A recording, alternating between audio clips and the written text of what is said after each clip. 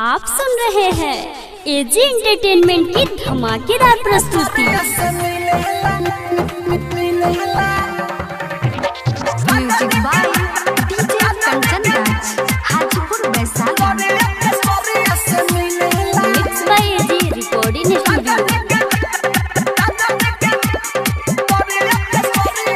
सखी रे हिन संभातार मोरा बहारे सैलून में सेटिंग रोज करावे।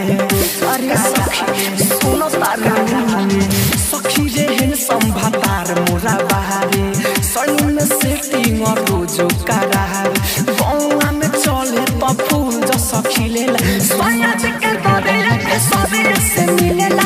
भतारा के गोरे के सोरे से मिलेला। राजा जी के गोरे के सोरे से मिलेला।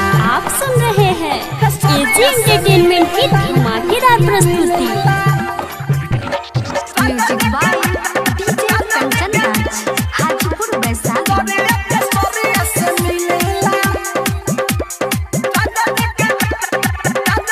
Mix by AG recording studio. गाड़ी देखी इना पर दीवाना भइल सब लागे खेसारी फेला हो जाय है अब। अरे सखी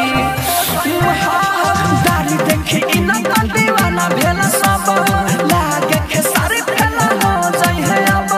चढ़ले जवानिया के रोज रोज पीलेला सोया जी के गोरिया के सोरिया से मिलेला। राजा जी के गोरिया के सोरिया से मिलेला। भतारा के गोरिया के सोरिया से मिलेला। आप सुन रहे हैं एजी एंटरटेनमेंट की धमाकेदार प्रस्तुति।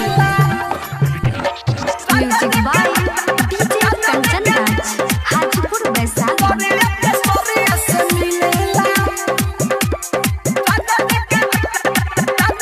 Mix by AG recording studio.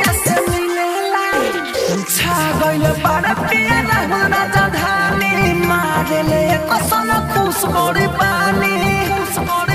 अरे सखी सुमरे छागल बड़ पिया राजा धानी मारेले कसन खुश बड़ी पानी। सैफुअन मोर अमृत हमर मोतिया के ढिलेला सोनिया जी के